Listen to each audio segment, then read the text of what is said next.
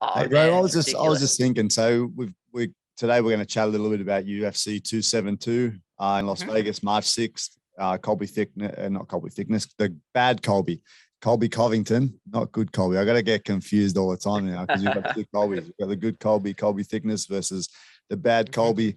Colby versus Masvidal, Jorge Masvidal, man. Have you ever? I was just thinking before. Have you ever modeled yourself at all off Colby? Just because he's a wrestling base, you kind of come from more of a grappling base, right? And like he's a high level fighter too. Do you take much from him? I take there's not so much. It's what do I take from him? I more appreciate his pace and his sort of. I One thing I do take is I love his right leg front kick, like that technique, the way he just throws it up to the body and just pierces people. But I think more just like his output and his grind sort of thing. Like you see if he's in a clinch situation or anything like that, he's up on the hands. He's then as soon as the hands are up, he's level changing. So he has this sort of lot of good techniques and he's an elite level fighter. Like I've made a lot of the stuff that I take from him would probably be just a lot of his body work with like his kicks. Cause like even you saw against this man rematch where I think it was the second or third round. I'm not even sure. Might have been fourth, who knows? But he threw that, I think it was the left body kick at the end of a round. And you see Usman took it clean, then took like 2 steps back, and then the buzzer went. And stuff like that, where he's got real good body work. He goes leg, body, leg, head, and he really mixes up his kicks well. So I do like a bit of his striking stuff and his pace, but also I just like the sort of character he plays. Like even though he plays a piece of shit, I still think it's sort of pretty entertaining sort of thing. Like he markets himself that way, and like he wears a shit on his shield. Like he's not one of the guys who talks shit, gets beat, then backtracks saying it was just an act. Like at least he plays out and he goes through with it sort of thing. So fair play to him. Yeah, man. A lot of people have been wanting this fight to come up. You know, they've got that rivalry. You know, the story of being friends, and then Colby kind of went on a bit of a tirade and pissed off Jorge by the sound of it, and they don't really like each other anymore. They've trained a lot together in the past, lived together, and now coming to fight. I really think they could have done a bit better job of really pushing it out there. Like everyone knows the story, but in the lead up, there hasn't been too much until like this No. week. There's been a little bit starting to come out. You know. Yeah, I think you make a good point. Is like you fought with UFC loves a good storyline, a good narrative to build fights over, and I think this has a really good storyline and hype to build around. I think the biggest issue is with this is that Kamaru Usman's at the top. So it's pretty much like you got Kamaru Usman's like what you say, opposition, he's already cleared out. He's beat both of these guys twice now, hasn't he? So I Um, think he's yeah, beat he Colby has. twice, Yeah, yeah. yeah, Yeah. try. So Yeah, he's beat twice. so both of these guys, you almost know like if this was with a title fight involved or if it was for the number one shot against Usman, but they haven't fought Usman, I think there would be a lot more hype. Be like, oh, these two guys hate each other. It's for like the number one contender shot on that. Don't be wrong, I still think it's like a good rivalry match and everything. But I think purely because Usman's at the top, he's finished both of these guys once. He beat them both decisively over at his decision as well. So I think that sort of tarnishes it a bit. Yeah, true, man. It definitely takes the edge on it. Even Dana White said in a world where there is no Usman, Colby Covington is the title holder. You know, so Yep. Mm-hmm. it kind of sucks, man. Wouldn't it suck to be Colby right now? Like you're Would there, you but you're think not quite even there. yeah, you got well even Robert Whitaker just a few weekends ago, same thing. If the Izzy wasn't in that division sort of thing, Rob would have been the champ for sure by now. Look what he's done to everybody else sort of thing. Like there's always that one guy who's just got everybody's in the division's number and it's just sort of the game sort of thing, I guess. Yeah, man, crazy. So obviously, yeah, the odds are already saying that Colby's the favorite. You know, so Mm-hmm. everyone expecting him to probably outpace Masvidal, out Yep. wrestle Masvidal, and grind out either a decision or some sort of finish later in the fight. I imagine that's what most people are thinking. What do you think, man? Yeah, I think so. Looking at what's Jorge? Jorge's four. He's 3-4 in his last seven. Like he lost to the Maya, which was a split. That was sort of he lost to Thompson, which was just a sort of it just got outclassed. Like it's very hard if you're going to try and beat Thompson purely on the feet as a striker. That was then he came back. He had his run where he got the Till KO, which was impressive. Astrid KO, which was impressive, but I still like there's a bit of asterisk there sort of thing attached to it. Nate Diaz was a good fight. I think people said something about Nate Diaz coming back around. I think Jorge would have, best thing they did was stop that fight for Nate, because I think the way Jorge was, I think it only would have got worse for Nate. Like, I think if they took out the rounds, I think Jorge probably would have eventually finished him. And then he lost twice to Usman. The first fight, he went the distance, and the second fight, he got pretty cleanly KO'd. Honestly, I don't remember too much of the second fight before the KO. I'm pretty sure it's probably a few of us where it's just like the KO is highlighted in our mind. Like, that's the number one thing we have from that fight. Then you got Colby. He's pretty good run. He's only lost to Usman in his last few. He obviously lost the first fight by a TKO. Came back from Woodley, beat him pretty decisively. Then he came back against Usman. He didn't look. He looks different, but I don't think he looked brand new and improved. I think what is it? He started coming on towards the end where he started really getting in his face and applying pressure and that sort of thing. So I think it's hard. They both got a common opponent. MMA Math said Colby lasted longer with him, so you could put it on him. But Jorge always had.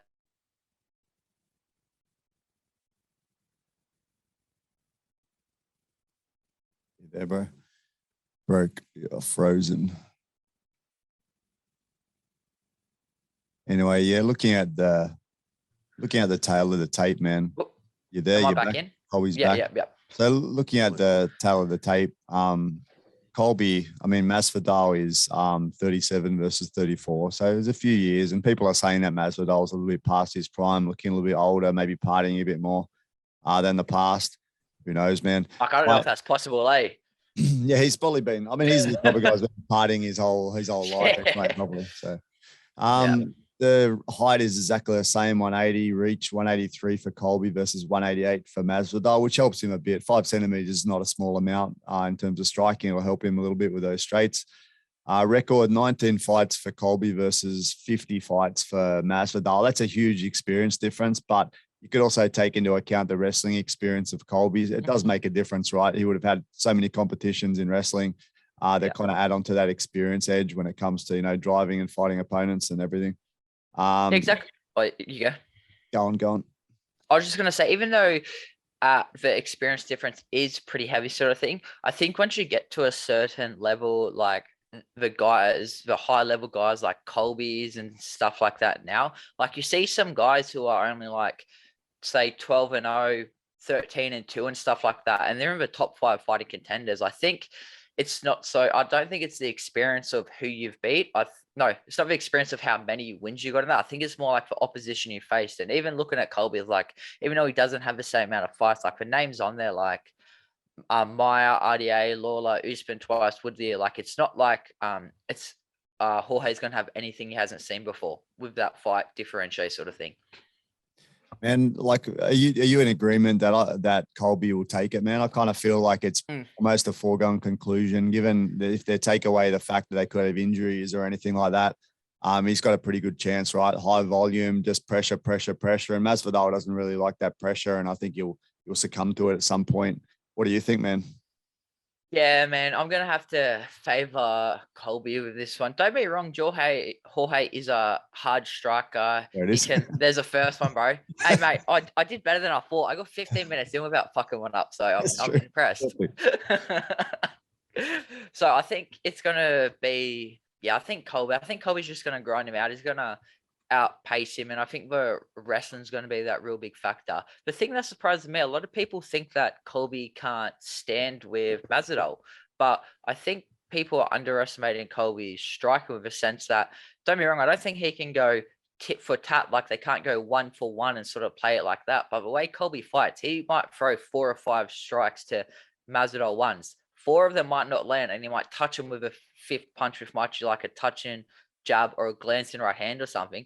But you got to think, when all of them shots are coming, it really limits Jorge's counters opportunities and that.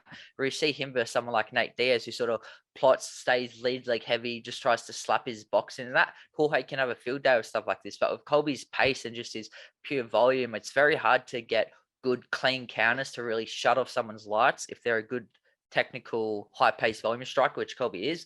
And I think Jorge's best chance is for that sort of clean KO, and I just don't think Colby's going to give him that opportunity for it. Yeah, I'd say like Masvidal's strength in that experience, like we talked about, 50 fights, 35 wins. What he has is he's a technical fighter. If you put him up against someone like someone from the CKB team or something, there'll be a nice technical stand-up battle, it would be really good to watch. But and that's what he like. He likes to sit back and play a bit and time people and works out a few of their weaknesses and then works that into his game. And that's what he has in experience. But that's not going to work against the Colby unless he's got some tricks that he learned training with him before, because it's not going to be any chance to sit back and start to get a read on him. And that it's going to be, straight in. Colby's just going to pressure as far as I'm concerned. But Masvidal, of course, how can he win, man? Like, how can he get the win? And again, I think nearly everyone would say, obviously, he's got that KO potential. So in what situation do you think Masvidal could get the win? I think Masvidal, he's gonna. I think it's gonna have to be a counter. I don't see him getting through Colby's volume enough with his one-off strikes to sort of set it up. And I think Colby's always going to have that forward pressure and that pace. So I'm thinking maybe like a uppercut or a knee when he goes to level change, or maybe like he slips and throws a hook or something like that. I think it's going to have to be a well-timed counter. But then again, I think that's his only way to get it done. I could look like a fool and he could just come out here and take for offensive and get it done off a lead foot. But I think it's going to be very hard getting backed up when he's on the back foot, trying to sort of, when he's worried about the level changes, everything. I think his best opportunity is probably the first 2 rounds before Colby's got a few takedowns, started wrestling, started to grind him out and fatigue his arms. I think he's just going to have to look for like maybe even just some body work and with like his kicks and that, because he does have really nice kicks, and then getting his hands down, dropping, trying to maybe catch a kick and look for a takedown.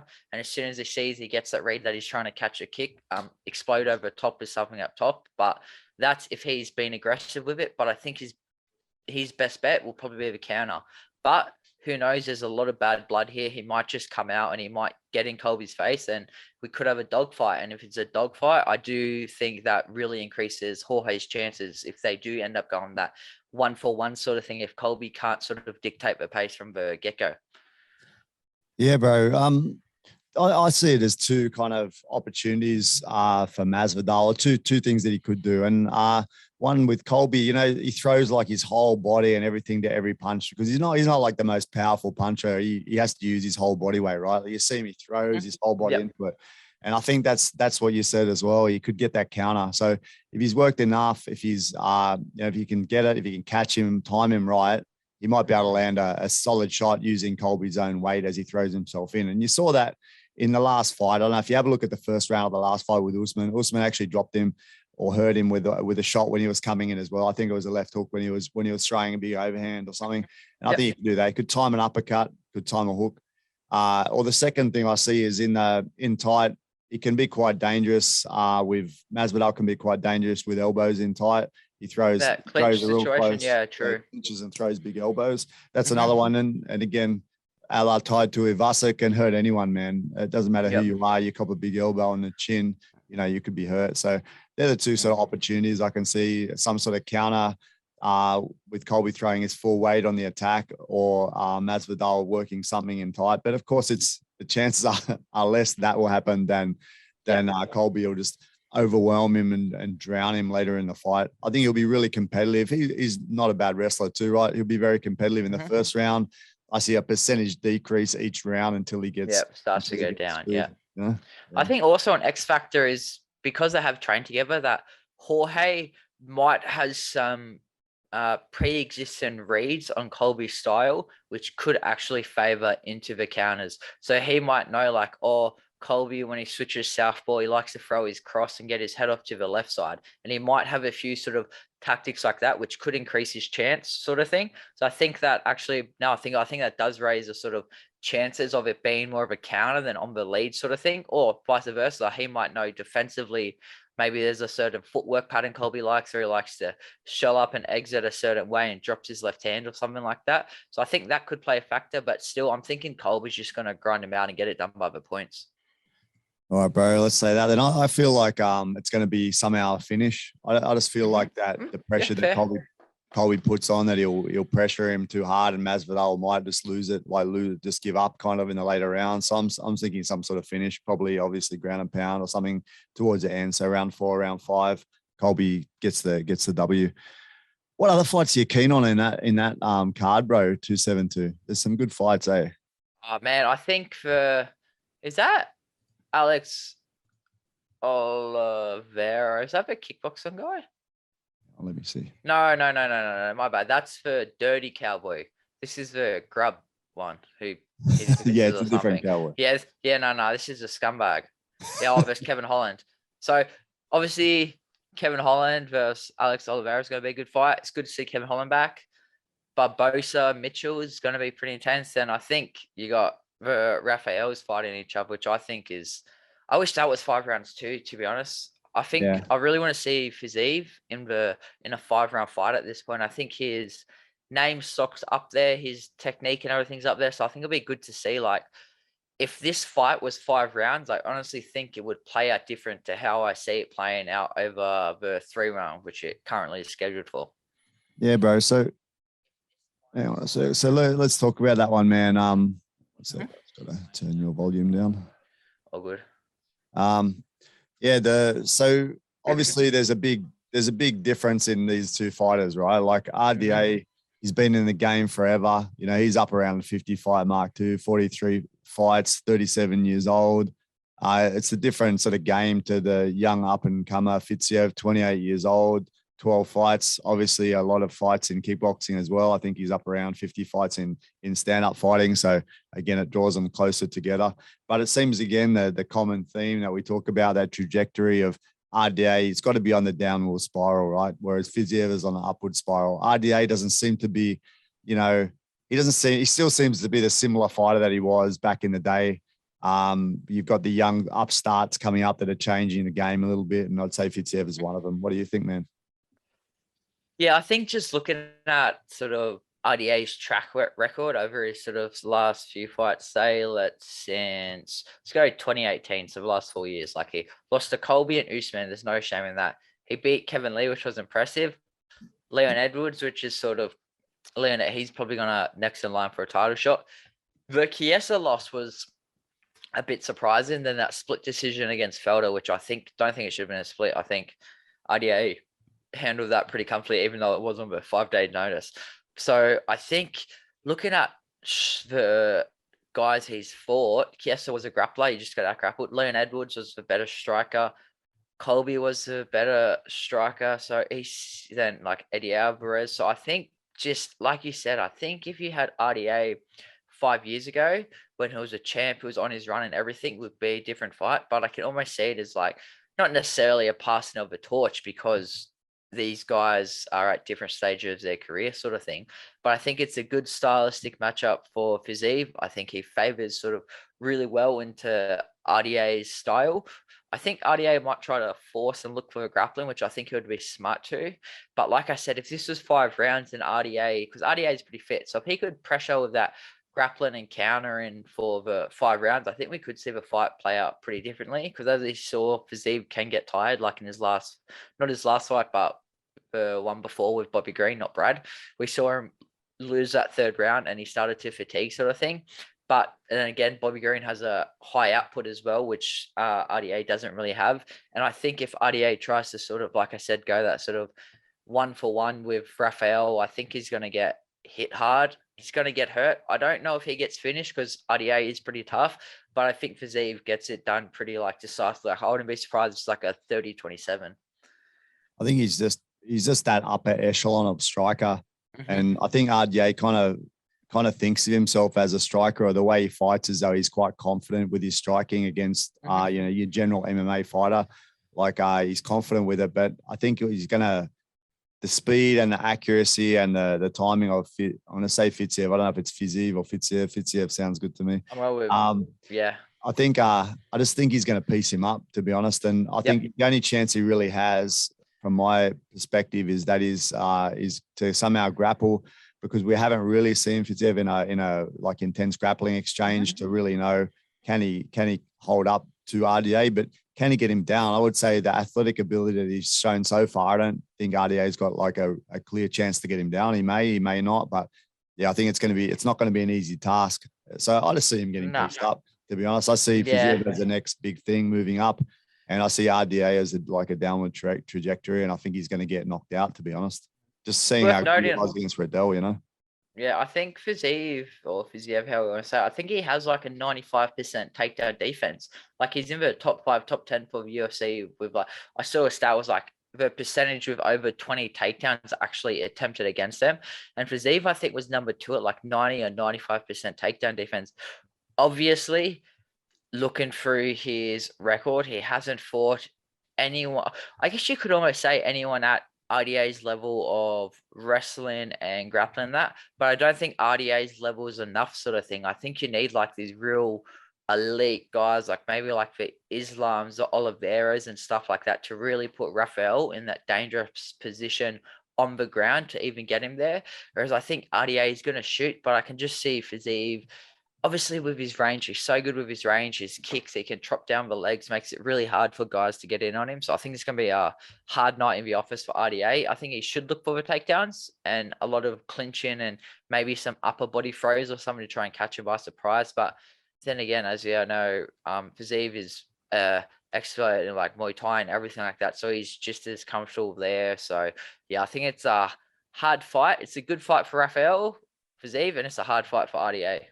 So what's your call at the end, man? What's your call? What are we going to bet the house on?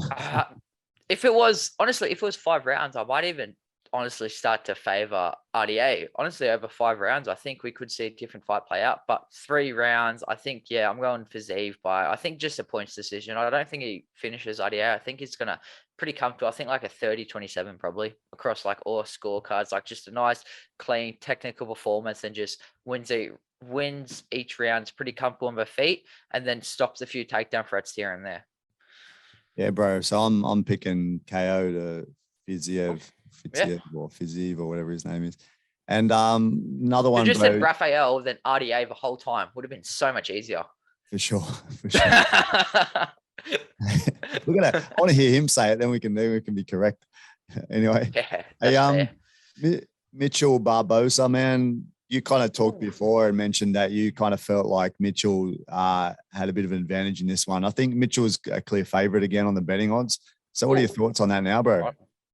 Clear favorite. I don't know about that. Like, I think he is, bro. On the betting odds. No, I don't like it. It's probably true, but I don't know if I'd put him as a clear favorite sort of thing. Like, I think it's sort of like a pick and matchup. Like, it's the old classic striker versus grappler dynamic. The thing is, I don't think I need to go to Edson's record, because coming down to featherweight, I'm trying to think who has actually tried to heavily grapple with him. With who? Because with Barboza at featherweight. No, I know at featherweight, but he fought if the 2 guys that have just eaten him alive that are grapplers was Kevin Lee and obviously Khabib. Yeah. And if you compare like those guys with Bryce Mitchell, it's chalk and cheese, right? Like Kevin Lee is such a powerful striker, powerful man, powerful wrestler. And then Khabib's also got that power, and he's just a different beast, right? That pressure that he can build and maintain is very different than Bryce Mitchell. But I'm already deciding that I think Barboza is like the most dangerous striker that he's ever faced. So I know I kind of inclined to say, although Barboza again a bit older, 36 versus 27 years old, I kind of feel like he still has that edge in experience and just pure brutality of the way he kicks, that I think that he could maybe give Bryce a bit of a shock, because I don't think he's fought anyone the same level of striking before or with the same power, you know. I just think it's going to be a shock to him when he cops one of those, even just one kick, he's going to go, fuck. That's what I feel anyway. Yeah, man, I wish I wasn't such a big fan of Bryce Mitchell and I could take bias out of it, because then it probably would honestly change my pick. The biggest thing is for me, like, I think if it gets to the ground, I think Bryce is going to be technical wise, I think he's going to be much better than Barboza. But the thing is, Barboza's very strong. He's a very sort of physical guy. Like, look at Fodor, he's fucking jacked. Like at featherweight, he's in unreal shape, sort of thing. Like it's probably one of the strongest featherweights around, sort of thing. And then he's had his whole career. Man, it sounds like I'm gonna have to change my pick because he's had his whole career of guys obviously trying to take him down. And as we see, only the elite level guys like the Kevin Lee, who's now a massive 170er, and like Khabib, who's the greatest of all time grappler, sort of thing. Them guys are able to have his way with him, but we've seen him shut down a lot of lower level guys of it. And then I think this is I could be completely wrong, but I don't know how many. I think is Bryce Mitchell still training in Arkansas? I know. I know he's been doing some rapping. That's the only thing I've really seen about him lately. I wish I had more knowledge of like I should have scrolled through his Instagram and seen who's been training with that. If he's got some high level kickboxers in and that, it's good to emulate Barboza. But like you said, I think he's pretty flat footed. And I think once he cops a few leg kicks, like all it takes is one good calf kick. And like your ability to shoot is diminished by like 40 or 60% in the first 10 seconds. And then all he needs, if he wears a few of them and he starts over reaching for takedowns, that starts to come in with his like sort of feet stationary and he's tilting over, hinging at the hips, trying to reach out and take downs instead of getting his feet under him because his legs are kicked out for him, sort of thing. I think that we can see Barboza throw like knees and big uppercuts and shots like that. But then again, the thing is, which I keep coming back to, is we know Barboza's weakness. He doesn't like pressure. He doesn't like to be forced to fight on the back foot, and he backs him like against Giga. He backed himself up against the cage pretty much the whole fight.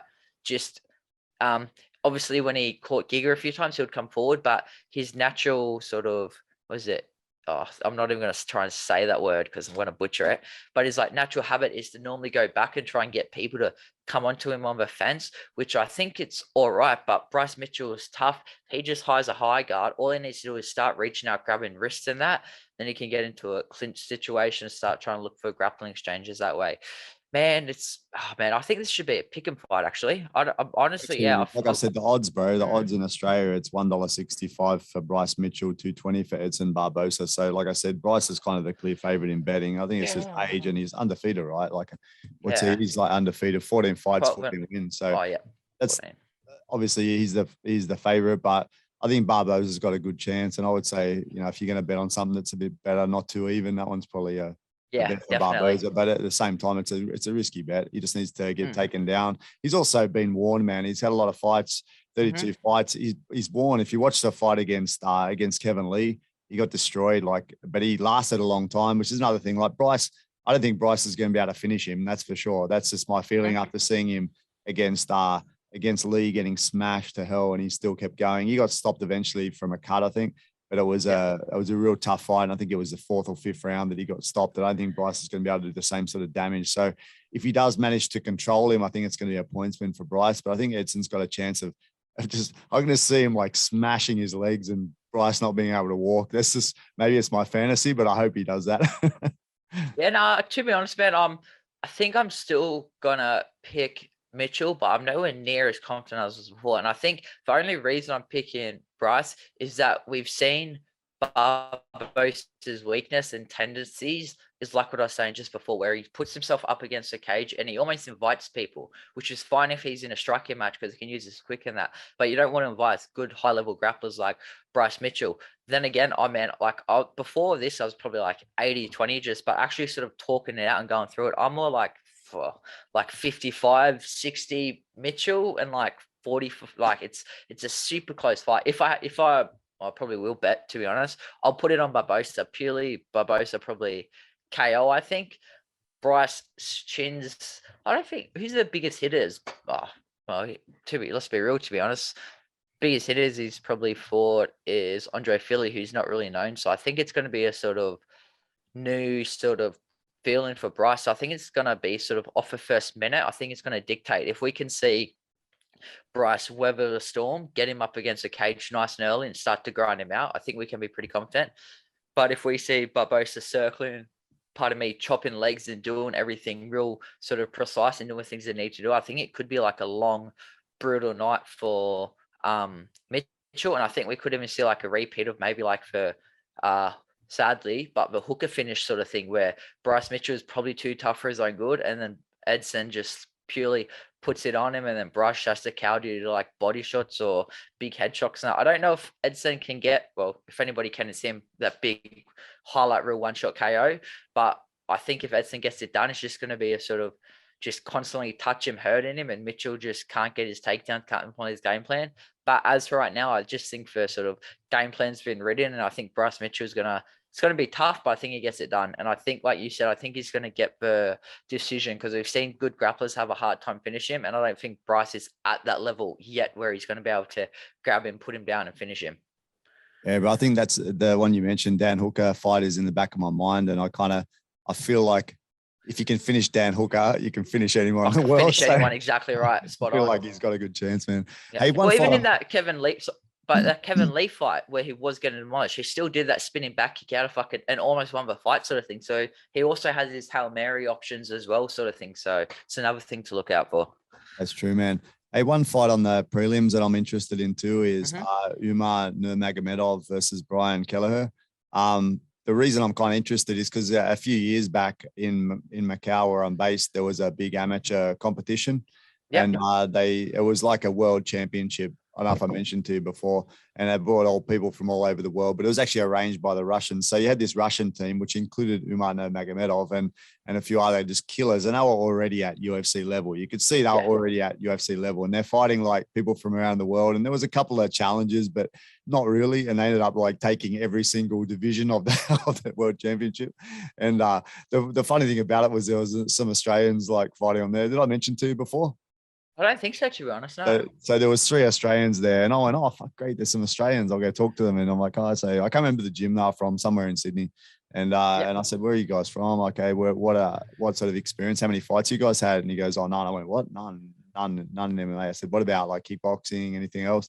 They said, "No, none. This is our first fight." And there's like you got 3 sitting ducks coming up against guys like this that are already UFC level, guys that have never fought before. It was like seriously just lambs to the slaughter. They got finished in like a couple of seconds, like a couple of times. The ones I watched, they got finished in seconds. It was just crazy. And there was a couple from India and that were the same. The Chinese guys were all right because they're good with their stand-up. They just haven't really developed the ground game yet. There was someone from the other Eastern Bloc countries, a couple of them put up a fight, but they still won every division, unfortunately. Anyway, no surprises. Saw Umar go through his fights there and just thought he's one to watch. You know, he looked quite skilled in a stand-up. He was good at obviously great on the ground, and watching him again now, he's kind of an interesting fighter. He's very different style than Khabib. If you watch him, his stand-up style is kind of weird, a bit wacky. Have you watched him? I haven't watched it. I've seen like the highlights and everything, but I haven't watched many of like his sort of fights all the way through, sort of thing. He's got this weird style, man, and it sort of comes from people that are already so confident with their ground skills that they can just kind of throw anything. And he works heaps with a high lead head kick and stuff. He's always throwing these head kicks, like non-stop head kicks and weird kicks and that, like all weird angles and stuff. And he slaps people on the face heaps with kicks. And it's just, I think it's just born from that confidence that he kind of doesn't mind if it goes to the ground. And I kind of hate it. I hate this wacky style, but his ground fighting is so fast to shoot in, right? If you've seen that, he's just so fast to shoot in. Boom, he's on you. He's pretty good. But then this Brian Kelleher is no bum. I was kind of thinking they would give him an easy run because he's a Nurmagomedov, right? I thought they'd give him an easy run. But if you watch Kelleher, like he's not an easy fight for anyone. He's he's super strong and decent, and he's fought some guys. Good guys. And he's done well against them. So I think this might actually be a good fight, a good test for Nurmagomedov. Yeah, I think. Yeah, now you mentioned it, I have seen like the highlights, and Medov, he loves that left high kick, and he does shoot him very well. And yeah, Brian Kelleher he's super game. He's very strong. Yeah, his last fight was on the upper featherweight against Kevin Krum. I remember that fight actually. It was a good fight, and it was on the short notice. He made I think he started a bit rough, but then he made the correct adjustments, which come with experience, where he was able to all right, game plan A isn't working. He went to game plan B, and he found his success that way. Yeah, I think he kept getting pieced up on the outside of a jab. And I think at the end of the first round, even though he lost it, he got the takedown. Then the next 2 rounds, he just relied on his grappling and got the fight. So it was a pretty savvy sort of performance for him for upper division, man. But like you said, how do you say his first? Is it Umar? I don't know. I'm just guessing. I'm just reading it like a Gronky Aussie. It's probably a proper way Yeah. to say it. Yeah. We'll say Umar. Fuck, that sounds like something like Umar, like oh, Umar. I'm just gonna say Nurmagomedov because that's way easier for some reason. But I think like you, I think he's just that sort of new breed. I think it's gonna be a good test for him. But I think honestly, I think Nurmagomedov should probably get a finish here. I know he doesn't have like his last, what's his? Yeah, no, he's pretty successful with his finishes sort of thing. Like, and Sergey Moisov was a good finish. He's a super legit guy sort of thing. So I think if he can get it down, I don't think it's going to be too early. I think it might be like a second or third round where he just grinds them out. I think he's going to get it done. I'd like to see Kelleher pull up the upset. I'm not sure what the odds are. I'm probably guessing like just off the last name, Kelleher's probably like out to $3 or $4 already, sort of thing. But I I think it think was it's good. higher, man. Let me have a look. I think Yeah, from memory, really? I think it was like I think it was 6 or something. Let me have a look. I might be wrong. Fuck. Oh, I guess you got Nurmagomedov and fucking that Owen your record. So Yeah, I think that. 5.5, bro. $5.50 Ooh, to 1 for Kelleher. Another one that's probably, if you like betting on the fights that might not come through, that's probably a good one too, because he's pretty tough. But really, yeah, just that he's ground tough, fighting but difference, right? It's huge. It's huge. exactly. I think that's the biggest thing. It's just that next level. So I think Kelleher is probably going to have a good account for him in that first round. But I think after that, we're just going to see Nurmagomedov take over. And I think he's probably, like I said, finish him in second or third round, sort of thing. Hey, bro, before we go off into some general chat, Yeah. obviously, Malaki and Turner, we've talked about it before. Kind of the opinion that Malaki, this is going to be a good fight, potential fight of the night. Two guys that are kind of on a similar level, both rising, both really good fighters. But where obviously you train with Malaki, is from my area, so largely hoping and wanting Malaki to win, thinking that he'll employ a hit and don't get hit strategy, work some hard lead kicks in, slow, turn it down, and grind him out towards a second, third round. Hoping that Jamie gets it. What about you, bro? What do you think on that one? Yeah, man. I've got the first hand account. I've seen the work Jamie's been putting in, like, and even just recently, like we've had obviously all the CKB boys over, and then so we got guys like Mike Engove, who's an elite level southpaw kickboxer, like's been working on heaps of just good southpaw tactics for Jamie, and even like just the improvements I've seen him make from like us boys going southpaw and him sparring natural southpaws, like say 5-6 weeks ago compared to now. Like he's really comfortable against that southpaw style and that now. I think, and man, he's just a fucking dog, eh? Like he's just in there to fight and just I It's think a he's dog, gonna eh? knock I Jalen. don't know if you're saying something bad for a second. Nah, I know like what you just mean. the compliment. Like he's just got that dog in him. I think he's just gonna knock. I think it's gonna be a hard fight. Like that Devontae Smith fight, same thing. He lost the first round, he came through. But I think he's gonna be too fit, and I think he's gonna finish Jalen in probably the second round. I think he's gonna knock him out, to be honest. Yeah, yeah, that's what we're all hoping for, man. Yeah. Although I'm going to get in trouble for saying that from Jalen Turner's mum. Sorry. She's gonna DM me, bro, now and say you said he's going to get knocked out. Right? Anyway, Yeah. Just one more fight, actually. I didn't realize, but Ludovic Klein versus Devontae Smith. Like, there's no real attachment to either of these guys. Ludovic obviously fought Shane, and Jamie just knocked out Devontae. But both these guys are super explosive and like super just heavy-handed guys. So for the opening prelim, I think that's just going to be up. Honestly, I think that might even be like a possible, if it goes the 3 rounds, could be like a possible fight of the night, or just expect like a big KO. Like even though it's the first prelim, I'm definitely going to be tuning in for that because I think that just has sort of fireworks written all over it.